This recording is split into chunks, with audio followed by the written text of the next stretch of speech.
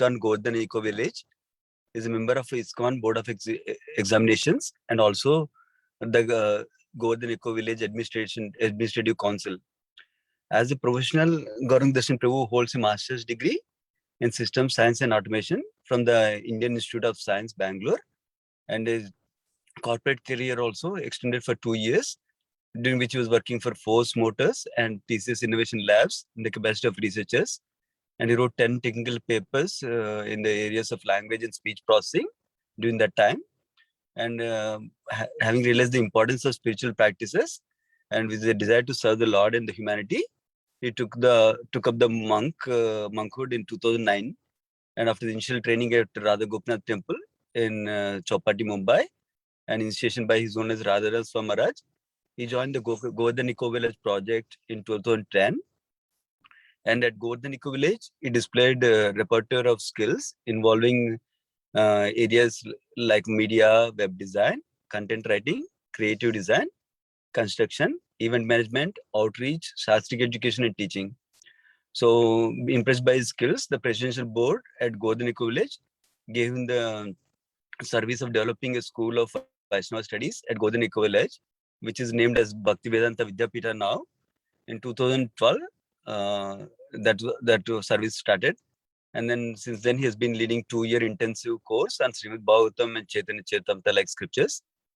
And he's been instrumental in the design of the overall curriculum for this Govardhan Eco Village Bhaktivedanta Vidyapita also with 5 years model. But also in developing teaching formats, student handbooks, course presentations, websites, and also online training modules also. And he also oversees the deity worship and Vrindavan Forest at Govardhan Eco Village. As an author, he wrote several books. Some of the series of books are Bhagavad Subodhini, which are like a systematic multi-volume study guide for Srimad Bhagavatam. They're very valuable for many devotees to dive deep into Srimad Bhagavatam and its purpose by Prabhupada. And then also he wrote books like Gita Subodhini, Chaitanya Subodhini, Upadeshamrita Subodhini, Ishopanish Subodhini, Bhakti Rasamrita Subodhini, Bhagavat Pravaha, Chaitanya Pravaha. These are very well revered and well utilized by devotee community as study guides to go deep into the Shastras. And as a teacher, he is a prolific speaker of scriptures, having deeply imbibed the imports of the scholarly commentaries of the Gaudiya Vaishnava Acharyas. And he teaches Bhagavad Gita, Srimad Bhagavatam, Chaitanya Charitamrita, Vaishnava character, and several other spiritual courses. His lucid and systematic presentations with wonderful visuals, captivating visuals, make the message of scriptures easily understandable. And as acknowledged by several students and devotees, he's delivered over 5,000 hours of spiritual discourses so far. And his sloka recitations, nectar verses, short video series in YouTube, and online courses or programs on Hare Krishna TV and YouTube are also adored by several devotees across the globe. Apart from teaching and writing, he also guides several students in their scriptural study and helps them evolve their understanding and presentation of the philosophy. Some of his areas of expertise include the concept of Bhakti Triad, that means Bhagavan, Bhakti, and Bhakta, as explained in Bhagavatam, the concepts of God and Godhead, and the principles of personalism and cultural nuances of Gaudiya Vaishnavism. Personally, I appreciate Prabhu's study guides so much, and also I appreciate your classes so much, Prabhu, especially to understand the application points from scriptures and also the sweetness of the scriptures and the sweetness of Krishna and the power of bhakti also. Thank you so much, Prabhu, for taking your time today, for giving us your association. Kindly take over from now, Prabhu. Thank you. Hare Krishna, Prabhu. Thank you, Prabhu. So today I was asked to speak on some prayers of King Kulashekar Alvar. I will speak a few verses from the Mukundamala Stotra. Om Namo Bhagavate Vasudevaya. Om Namo Bhagavate Vasudevaya. Om Namo Bhagavate Vasudevaya. Hare Krishna. So I have taken just a few verses from the Mukundamala Stotra There are more than 50 shlokas in the Mukundamala Stotra. You won't be able to cover them in a short 1 hour class. So I will speak on just few verses. I'll begin with one verse, and whatever is possible we'll cover in this short time. So I will first focus on 15th shloka. हे लोका शृणुत प्रसूति मरण व्याधे चिकित्साम् इमाम् योगज्ञा समुदाहरन्ति मुनयो यां यज्ञवल्क्यादय अन्तर्ज्योतिरमेयमेकममृतं कृष्णाख्यमा पीयताम् तत्पीतं परमौषधं वितनुते निर्वाणमात्यन्तिकम्. In this shloka, King Kulashekara Alvar says, He loka hasrunuta prasuti marana vyadhes chikitsam imam. He glorifies the holy name of Lord Krishna in this beautiful shloka. And he says that, oh, humanity, please hear about this great medicine for the disease of birth and death in this material world. He lokaha, O people, shrunuta, hear this. Prasuti marana. Prasuti means birth, marana means death. Vyadhi. This repeatedly taking birth and dying in this material world is vyadhi. It's a great disease.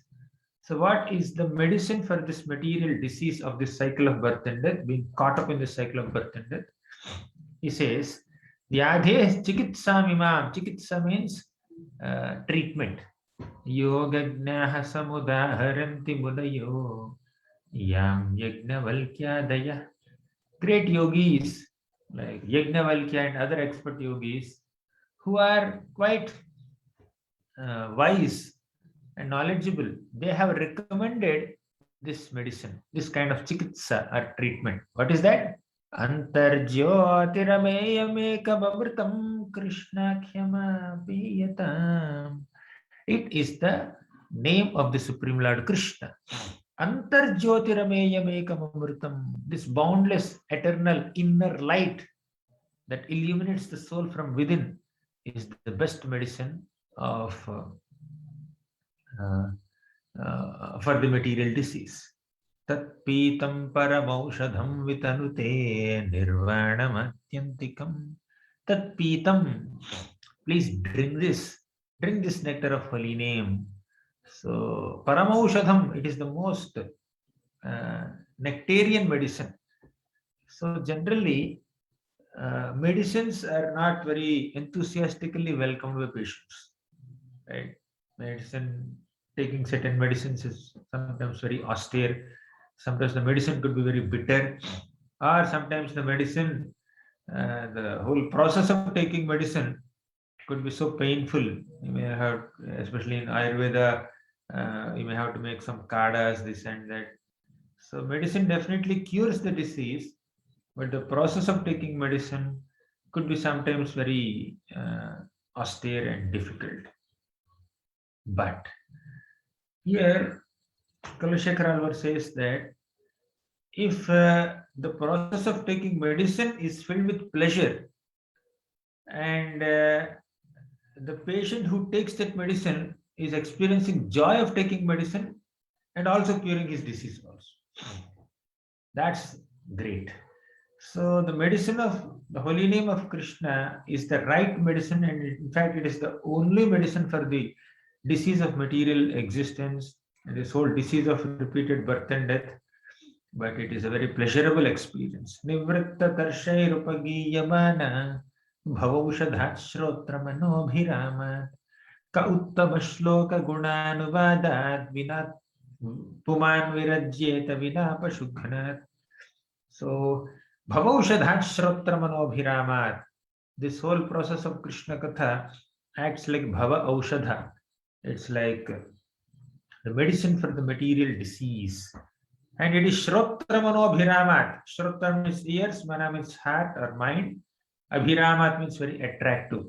So the medicine of Krishna Katha or Krishna's name is very attractive to the ears to hear, and for the heart to meditate on the meaning.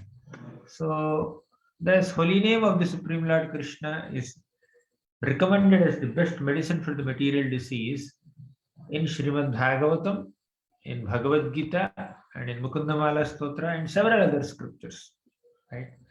So even in the next shloka also, Kulashekar Alvar says this. He recommends the holy name of the Supreme Lord. He martya paramam hitam shrunutavo vakshyami sankshepatah samsararnavamapadurmi bahulam samyak pravishya sthitah नानाज्ञानमपास्य चेतसि नमो नारायणायत्यमुम् मन्त्रं सप्रणवं प्रणामसहितं प्रावर्तयेद्धं मुहुः हे मर्त्याः परमं हितं शृणुतवो ओ मर्त्या oh human being who is destined to die paramam hitam shrunutavo please hear this most important advice for you paramam hitam means that which causes greatest welfare shrunutavo please hear the greatest advice that I'm going to give you he martya paramam hitam shrunutavo vakshyami sankshepatah don't think that it is parama hitam. It's like it's an advice that causes you the greatest welfare. Don't think that it will be very elaborate. Vakshyami sankshepatah. I will describe that in brief. Very briefly, I will summarize my advice. Okay. Please understand what is your situation in life. He says that samsararnava mapa durmi bahulam samyak pravishya sthitah. You know what is your situation? You have entered deep into samsara aranavam. Samsara is this material world. Aranavam is ocean. You have entered so deep into the ocean of this material existence. And apadurmi bahulam, urmi is wave. Urmi bahulam means there are several innumerable waves of apad, difficulties. This ocean of material existence consists of several waves of material miseries, threefold material miseries. Miseries caused by body and mind, miseries caused by other living beings, miseries caused by the supernatural powers. So many miseries we experience in this world. They are all considered the wave of this material ocean. Samsararnava mapa durmi bahulam samyak pravishya sthitah. Samyak, you have completely entered deep into this ocean. You are being tossed by the waves of the material miseries in this material ocean. So, what is solution for you? Nanagnanamapasya chetasi namo narayanayetyamuh. Nanagnanamapasya. Keep aside all your knowledge, material knowledge to counteract the material problems. Nanagnanamapasya chetasi namo narayanayetyamuh. Forget all your methods and take shelter of Namo Narayanaya iti. Okay, take shelter of the holy name of Narayana. Okay, mantram, chant this mantra, Namo Narayana, Sapranavam, along with Pranava Omkara, means Om Namo Narayana. So he is presenting this Om Namo Narayana mantra as a wonderful Acharya in the Sri Vaishnava Sampradaya. He says, Mantram Sapranavam Pranama Sahitam. Chant the holy name of the Lord and also offer pranams. Pranama Sahitam Pravartayedham Muhu. Do it constantly. So, constant chanting of the holy name of the Supreme Lord is the solution for your miseries in this material world. You are being tossed by the waves of the ocean of material world. So, for you to come out of this ocean, you need one method, that is chanting of the holy names of the Supreme Lord. Whether you chant Narayana or Krishna or Madhava or Govinda, chant, stick to the boat of Krishna's holy name. That will protect you from being drowned in this ocean of material existence, right? So thus he wonderfully describes the glory of holy name and recommends that everyone should chant the holy name. So, okay, I mentioned this. Nathena purushottame trijagatam ekadhipe chetasa sevye swasya padasya datari pare narayane tishtati yam kanchit purushaadhamam katipaya grameshamal parthadam sevayai mrugaya mahena ramaho mudhavaraka vayam. This is another sweet shloka where he says that we should make our engagement into service to the Lord. Nathena purushottame trijagatam ekadhipe chetasa. Do you understand who is our Natha? Who is our master? He is Purushottama. He is the best of all men. That is Narayana. Nathena Purushottame Trijagatam Ekadhipe Chetasa. He is the Eka Adhipa. He is the one and only master. So we see in the Chaitanya Charitamrita, Ekaleshwara Krishna Arhava Bhritya. There is only one master. That is the Supreme Lord Krishna. And everyone else is his servant. Right? So he says, Nathena Purushottame Trijagatam Ekadhipe Chetasa. Then further he says, Sevye Swasya Padasya Datari Pare Narayane Tishtati. So Sevye, please serve him in your meditation. Swasya Padasya, serve his lotus feet. Pare Narayane Tishtati. Right? So that Narayana is in his personal domain and he is willing to share his personal abode with all of us. Right? So now Prabhupada writes in one purport that the masters, material masters in this material world are not willing to share their opulences with their servants. They cannot allow their servants to enjoy on an equal plane like themselves. That's the nature of material masters. So in a company, for example, the CEO might sit in a very wonderful AC cabin, and the peon or some clerk, they may sit in a small bench or a stool or a small chair outside the cabin. Right? There's a difference in the position there. And as far as salary or enjoyment is concerned, he gets more salary, he gets less salary. But in the spiritual world, it is not like that. The Lord gives sarupya mukti to people. So people can attain the same form as the Lord. Okay, sarupya mukti. Sarishti. Devotees can attain same opulences as the Lord. Salokya. They will stay in the same planet as the Lord, enjoying all comforts. Samipya. They can stay right next to the Lord. And further, you may say, okay, equal to the Lord. But in the Goloka, there is much more. The happiness that a servant of Krishna enjoys in the spiritual world is 10 million times more than Krishna's happiness. In fact, to understand what great happiness that Srimati Radharani is deriving in his service, Krishna becomes so curious and he appears as Lord Chaitanya Mahaprabhu to understand the happiness of Radharani in her service to Krishna. So Prabhupada says that Krishna is not like an insecure master. He gives more pleasure to his servants more than what he experiences himself. To that degree, Krishna is distributing happiness to everyone. He shares his own personal abode with the devotees, and he also gives more happiness to them. Right? Yam kanchit purushadhamam katipaya grameshamal parthadam.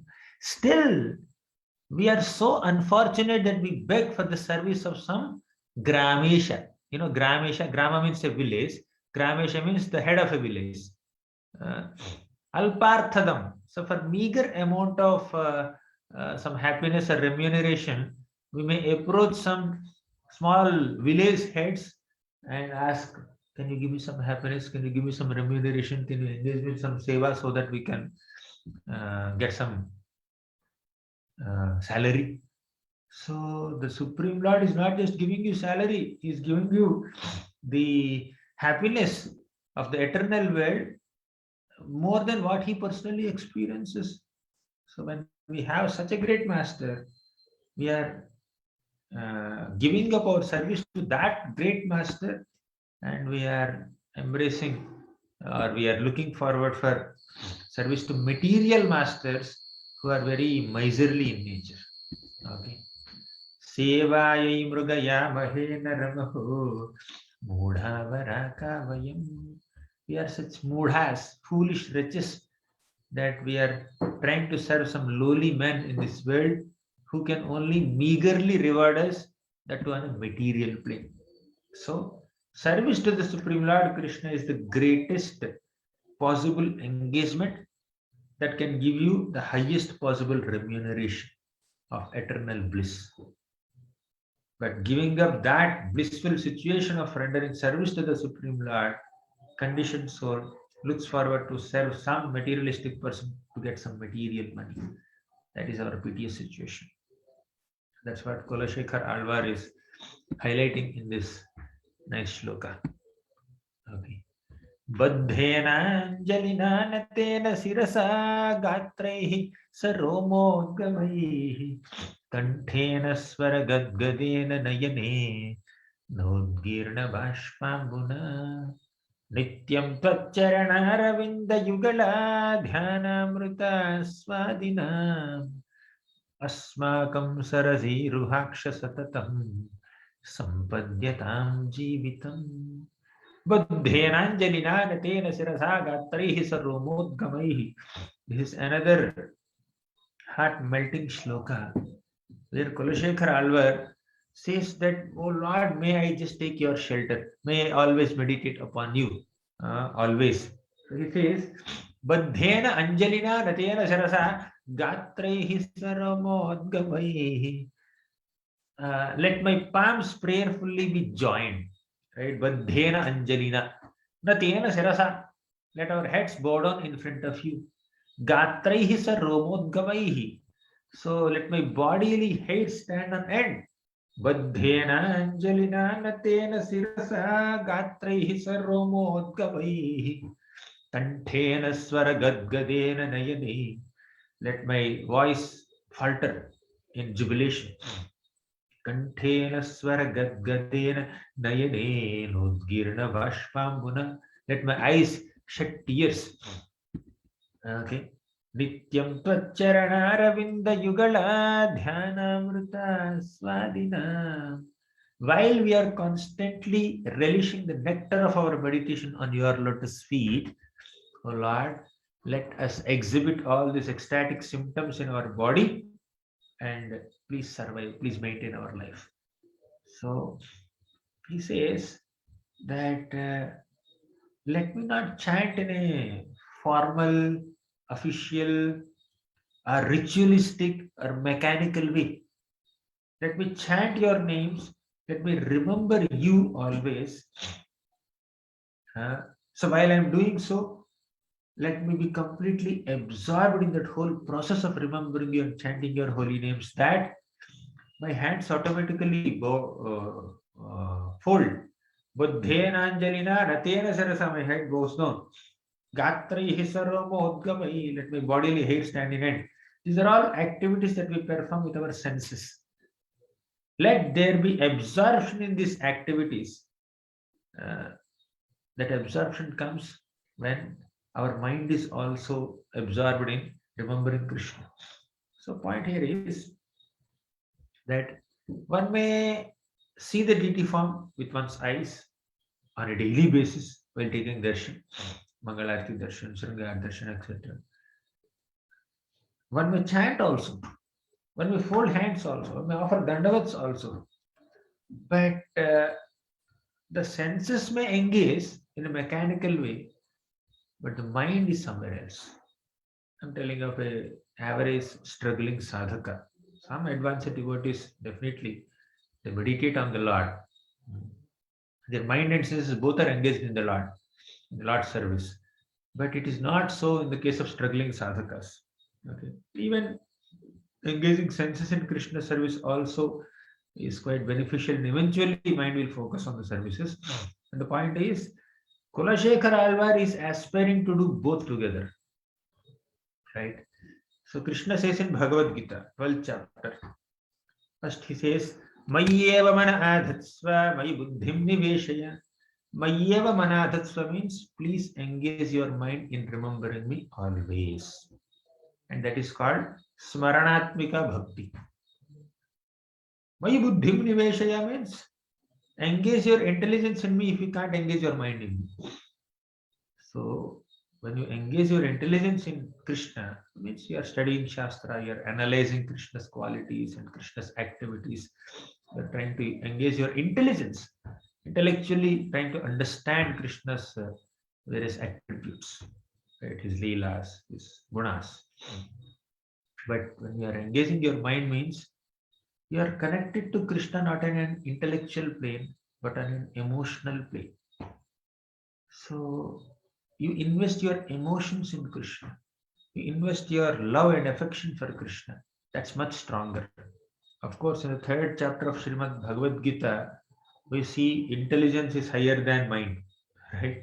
So senses are lowest, above senses is mind, above mind is intelligence, above intelligence is soul, that we see. There's a hierarchy.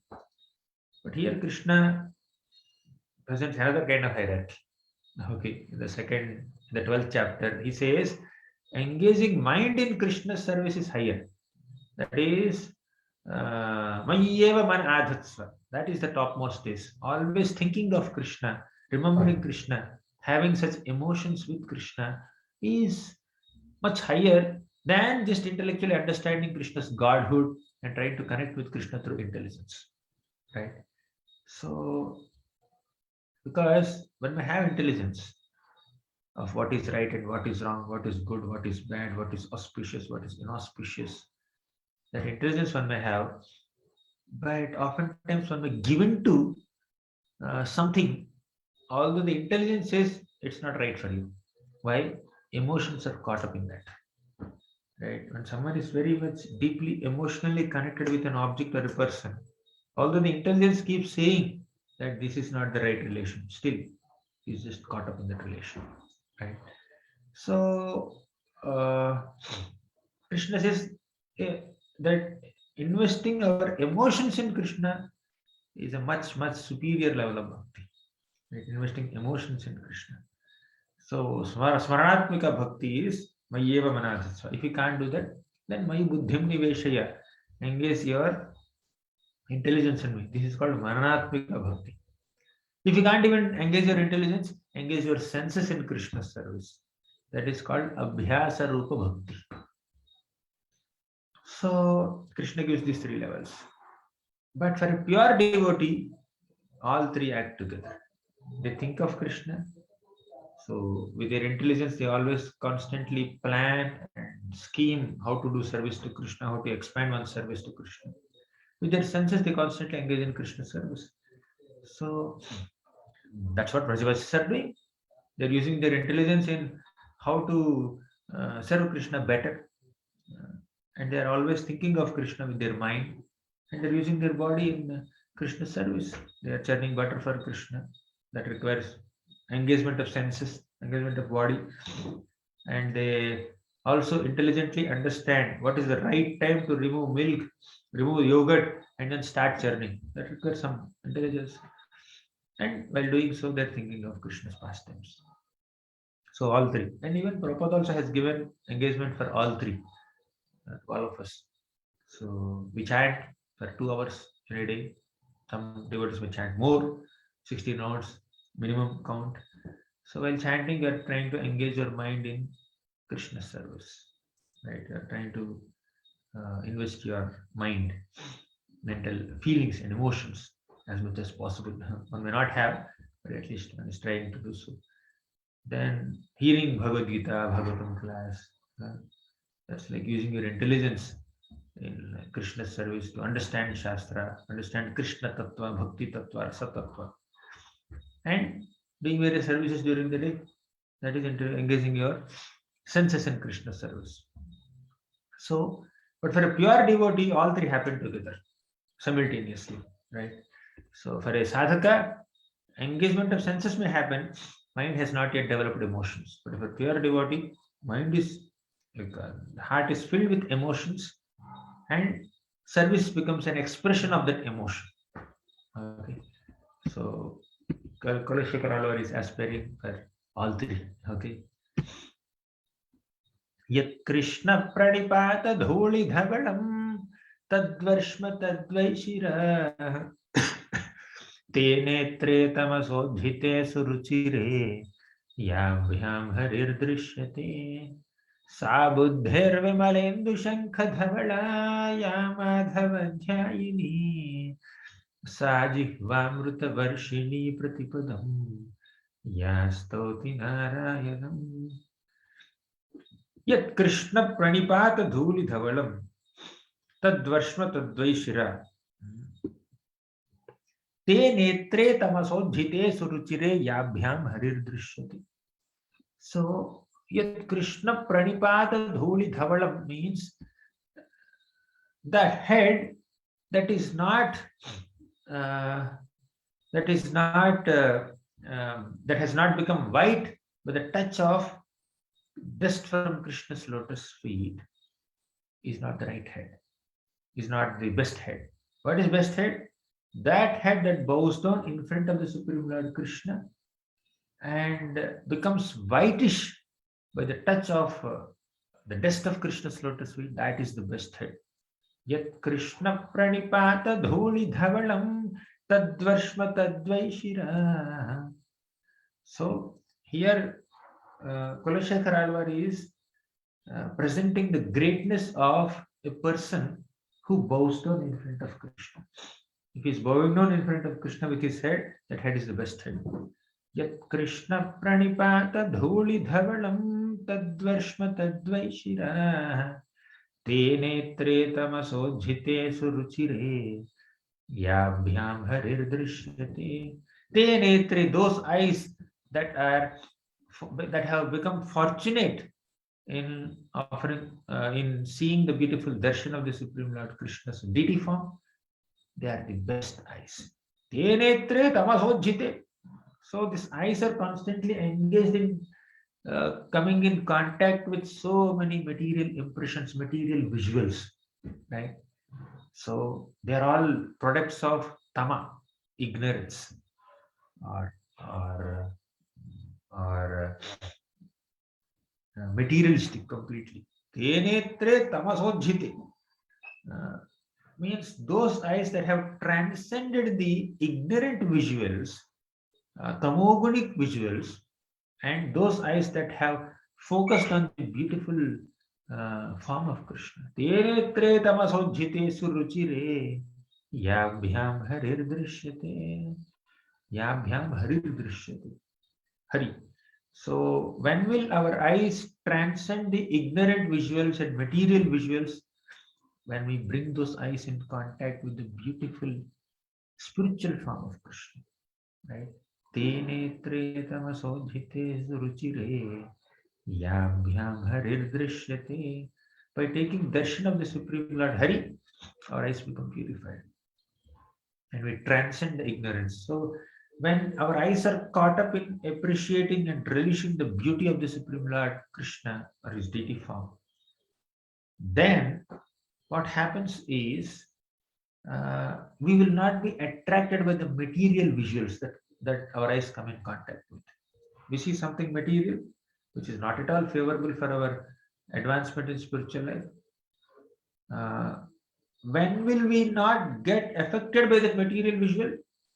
When we focus on the spiritual visuals, right? When we bring our eyes in contact with the Supreme Lord Krishna's form, then we will not be affected by the materialistic visions. Te netre tamasodhite suruchire yabhyam harir drishyate sa buddhir vimalendu shankha dhavala yamadhavadhyayini. That buddhi that has become so pure, pristine white, Vimalendu Shankha. Shankha is pure white. Indu is moon. That is not pure white. It has some spots on it. That's why he says Vimalendu. Vimala means spotless moon. Vimalendu Shankha Yamadhavadhyayini. So when will our intelligence, our mind become spotlessly white?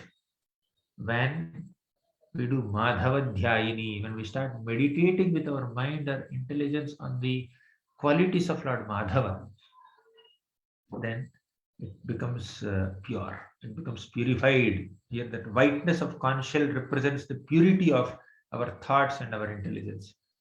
Sa buddhir vimalendu shankha dhavala yamadhavadhyayini sa jihvamrita varshini pratipadam yastoti narayanam.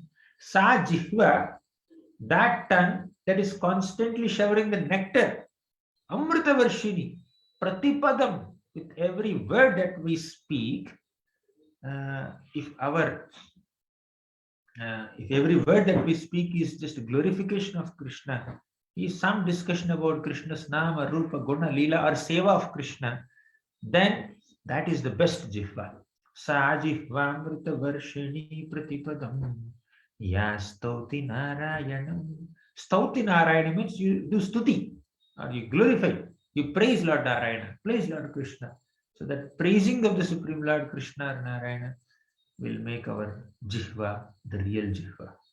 Otherwise, Bhagavatam says in several shlokas, Vile batoru kramanye nashanvadah karnapute narasya. So those that the tongue that doesn't glorify the Lord is compared to frog's tongue. The ears that do not hear Krishna's glories are compared to snake holes. Very graphic comparisons. Second canto of Srimad Bhagavatam says all this. Okay. So Yastoti Narayana. So yeah, we can elaborate on this a lot. Okay, let me just quote one more shloka to elaborate this. So the shloka is that our Dhruva Maharaj says, Yontah pravishya mama vachamimam prasuttam sanjeevayatya khila shakti dharasva dhamna anyamscha hasta charana shravana tvagarin pranan namo bhagavate purushaya tubhyam yo antah pravishya mama vachamimam prasuttam. So Dhruva Maharaj wanted to glorify the Lord.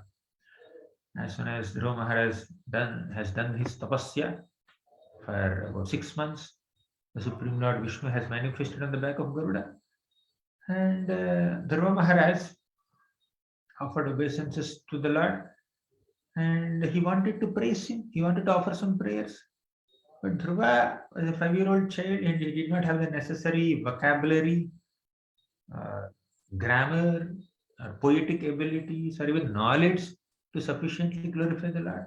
But he wanted to glorify. He had a desire to glorify. Understanding his awkward situation, the Lord took his conch shell and touched Dhruva Maharaj's forehead. So as soon as the Lord touched the forehead of Dhruva Maharaj, then entire Vedic knowledge was revealed to him.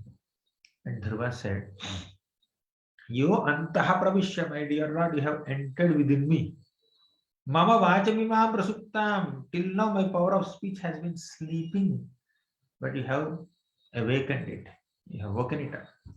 So the power of my speech just got awakened by the touch. So what does that mean? Till now, Dhruva Maharaj's power of speech is sleeping. He spoke so many things. When Narada Muni told him to perform bhakti, Dhruva said, no, I cannot perform this. Narada Muni told him to go back home. Sorry. It's very difficult to worship the Lord. You should not be so ambitious. Don't get so hurt by your stepmother's words. So many things he spoke. But Dhruva Maharaj said, no, your good advice will not sit into my head. Right? My blood is boiling by the insulting words spoken by my stepmother. I want to sit in a position which is superior to even Lord Brahma. So he spoke so many things. But now he's saying that till now my power of speech is sleeping. So you have awakened it. So what does that mean? It means that till we engage our senses in Krishna's service, whether it is power of speech or hands or legs or eyes or any other bodily limbs, till we engage these bodily limbs in Krishna's seva, that as good as sleeping. Right? So as long as the senses are working only on a material plane to develop, get material enjoyment, then none of our senses are actually functioning to the true purpose for which they are meant for. Hrishikena Hrishikesa Sevanam Bhakti Uchyate. Bhakti means to engage our senses in Krishna's service. Right? Who is the master of senses? Krishna is the master of senses. So as long as the senses are not being engaged in Krishna's seva, they are said to be sleeping. And that's what Kulashekar Alvar is also saying here. He is saying that Yat Krishna Pranipata Dhuli Dhavalam Tadvarshma Tadvaisharaha. So that head that bows down in front of Krishna is the real head. And that those eyes that see the form of the Lord are the real eyes.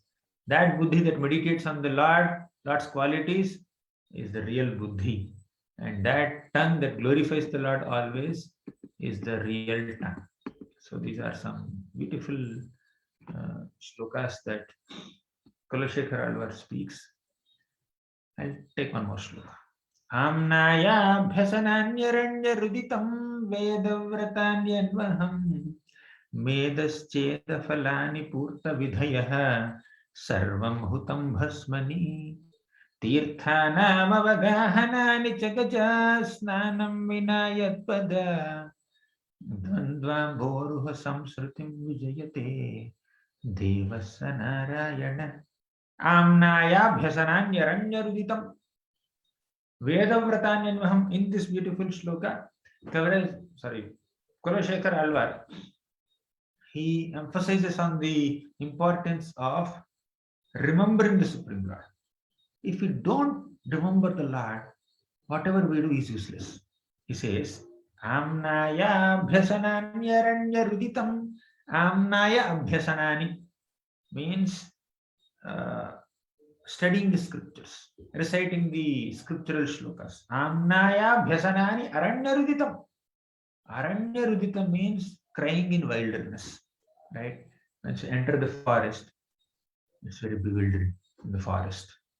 Any animal can come and at any time it may attack us. So you may cry out of pain and fear and anxiety and you're frightened every moment. So that is aranyaruditam.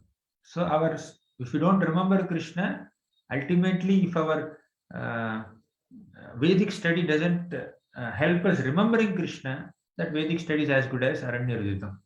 Amnaya bhyasananyaranyaruditam vedavratanyanvaham. Vedavratanyanvaham means all the Veda vratas, the vratas that we perform according to Vedic scriptures and their prescriptions. Anvaham medascheda falani. All the processes that we follow, they are just ways to reduce bodily fat. Right?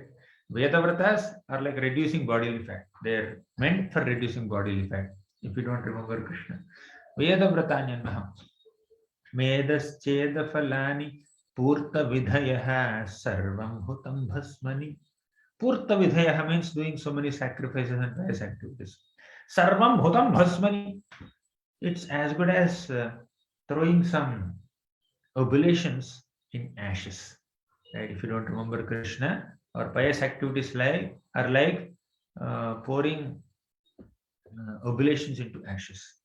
Vedavratanyanvaham medascheda falani purta vidhayaha sarvam hutam bhasmani. Tirthanam avagahanani chagaja snanam vinayatpada. Tirtha, our visiting of so many tirthas or holy places is as good as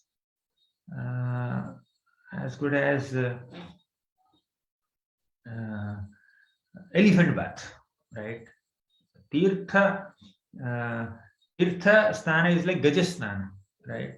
So if we don't remember the Supreme Lord's lotus feet, like Amnayabhyasananyaranyarviditam Vedavratanyanvaham Medaschedafalani Purta Vidhayaha Sarvam Hutam Bhasmani Tirthanam Avagahanani Chagajasnanam. So going to Tirtha is like Gajasnanam, elephant bath that throws dirt on itself after coming out of taking bath. So Dvandvam Boruha Samsritim Vijayate Devasa Narayana. If you don't remember the two divine lotus feet of the Supreme Lord, Narayana or Krishna, our all our pious activities are of not much use. That's what we hear in other scriptures also. Smartavyam satatam vishnor vismartavyo najatuchit. We should always remember Krishna. We should never forget Krishna. And the sum and substance or the essence of all the scriptural rules and regulations and aphorisms and mantras is to bring us to the point of always remembering Krishna with love, not in a mechanical way. Mechanically, you cannot remember so much. You can practice, right? While in practicing stage, one may be little mechanical manner, right? Disciplined manner, time-wise. But ultimately, that regulated practice of bhakti should turn into spontaneous affection for Krishna, where we voluntarily choose to serve Krishna, keeping aside all our distractions. So these are a few shlokas, gem-like shlokas from the Mukundamala Stotra, written by King Kulashekar Alvar. There are many such wonderful shlokas. Okay, we began with chanting of the holy name.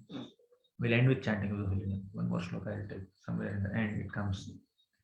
Alam alam alameka praninam patakanam nirasana vishayeva Krishna Krishneti vani Yadi bhavati mukunde bhaktirananda sandra karatala kalitasa moksha samrajya lakshmi alam alam alameka praninam patakanam eka. There is only one and only one solution to the problem of all the sinful living entities. Praninam patakanam. Prani is the living beings have done so many pataka. Pataka means sinful activities. Praninam patakanam nirasana vishayeva Krishna Krishneti vani.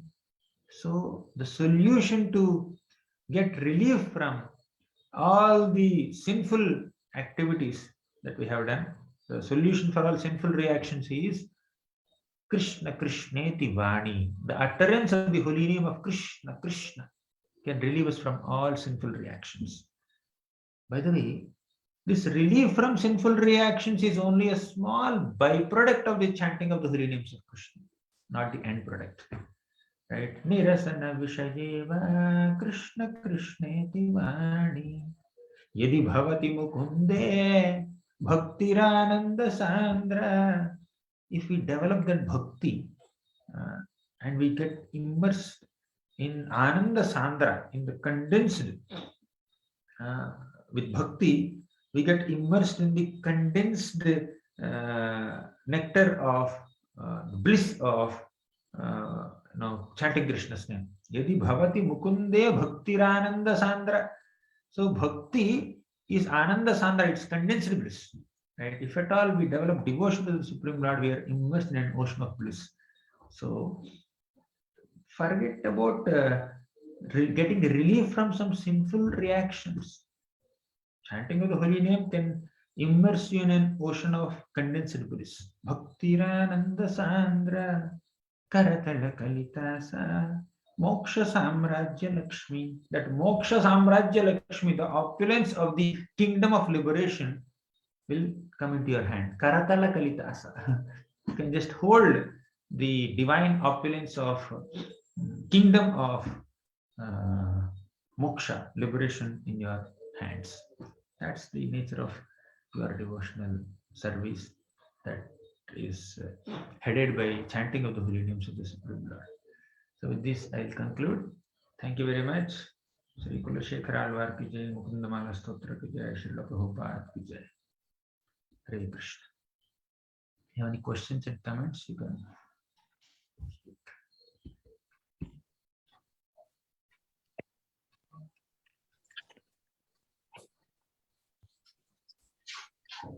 Hare Krishna, Prabhuji.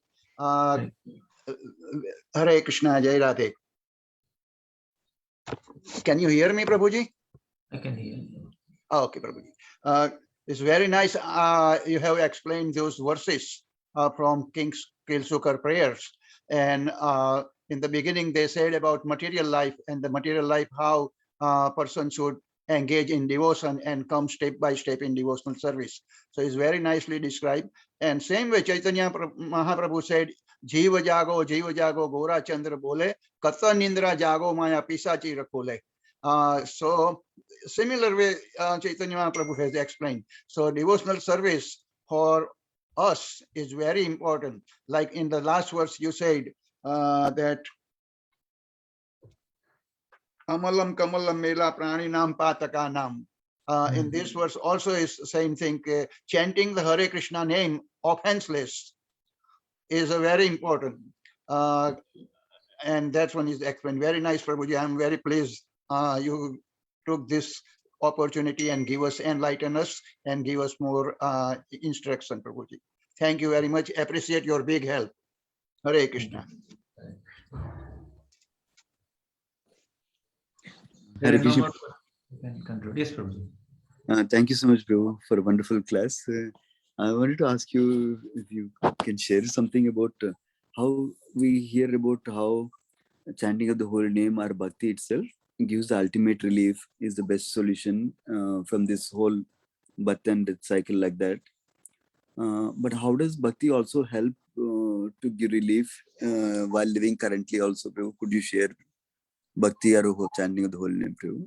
In short, the process of bhakti or devotional service is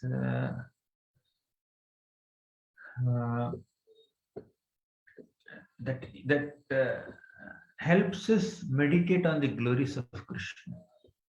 That helps us become more and more equipped with the science of devotional, the whole glories or the protecting ability of Krishna.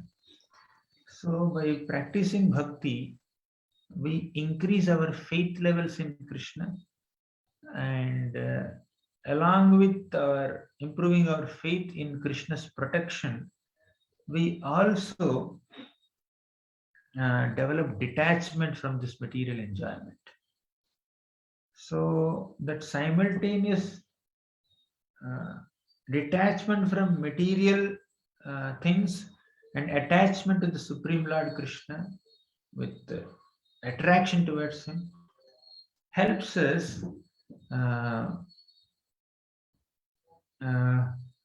just relieve ourselves from all the material miseries. So we understand we are experiencing material misery. We develop a detachment from material enjoyment. So because there is a detachment from material enjoyment, material misery doesn't affect us. It is there, but it will not affect us. Like, why does a person suffer when there is material misery? Because this person wants material enjoyment. The opposite thing. He's not getting enjoyment, he's getting suffering. Okay? Because of the attraction towards this enjoyment, the opposite situation, this opposite situation is causing so much pain. So by practicing bhakti, we develop detachment from material enjoyment, we become indifferent to material distress. Right? So this enjoyment and distress both are in a material plane. So I developed a spiritual attraction to Krishna by practicing bhakti, by chanting his names, by hearing his glories. I developed spiritual attraction. So I have no attraction to material enjoyment. I have no repulsion from material distress. If Krishna puts me in a situation where I have some material facilities, and if Krishna puts me in a situation where I have to experience a material distress, that's fine. I'll go through it. but my attraction is towards Krishna, so I'm indifferent to both. So happiness or distress on a material plane doesn't affect a devotee because of attachment to Krishna by practicing of bhakti. So that's why Krishna says, tolerate both happiness and distress. Samadukha sukham dhiram so amritatvaya kalpate. Samadukha sukham dhiram, one who has equanimity towards dukkha and sukha, happiness and distress both. Oh, one may say, why Krishna is saying like this? Distress, fine, you can be away. Happiness, what's the problem with happiness? You need to tolerate happiness also. Right? Krishna says, Matra sparshastha kaunteya sitoshna sukha dukkadaha agama apayano anitya tam stitikshasva bharata. The stitiksha word is applied to both sukha and dukkha. You tolerate distress, okay, understandable. Tolerate happiness also. Don't become so overexcited or elated or proud or develop superiority complex when there is a cause for happiness. And don't become so morose and disappointed, discouraged, devastated when there is distress or difficulty. So a devotee is one who becomes indifferent to both happiness and distress on a material plane. Responsibly, dutifully, he may go through both the experiences, but there is no attachment. Because there is attraction to Krishna. The real attachment he has developed. Makes sense, Prabhu? Yeah, thank you so much, Prabhu. Your wonderful explanation, Prabhu. Thank you. Thanks. So I have a class now at 8 o'clock. It's Oh, 7:59. Hare Krishna, Prabhuji. Yeah, I have a question. Move ahead. Oh, okay. Thank you. yeah, sure, Prabhu. Yeah, if Hey, you Prabhu, time. you can message me. What- Sure, Prabhuji. Sure, Prabhuji. Thank you, Prabhu. Yeah, thank you so much, Prabhu, for coming and giving your valuable explanation. And thank you so much, Prabhu, for answering the questions also. Hare Krishna. Let's offer obeisances to Prabhuji and Vaishnavas. Vancha kalpatarubhyascha.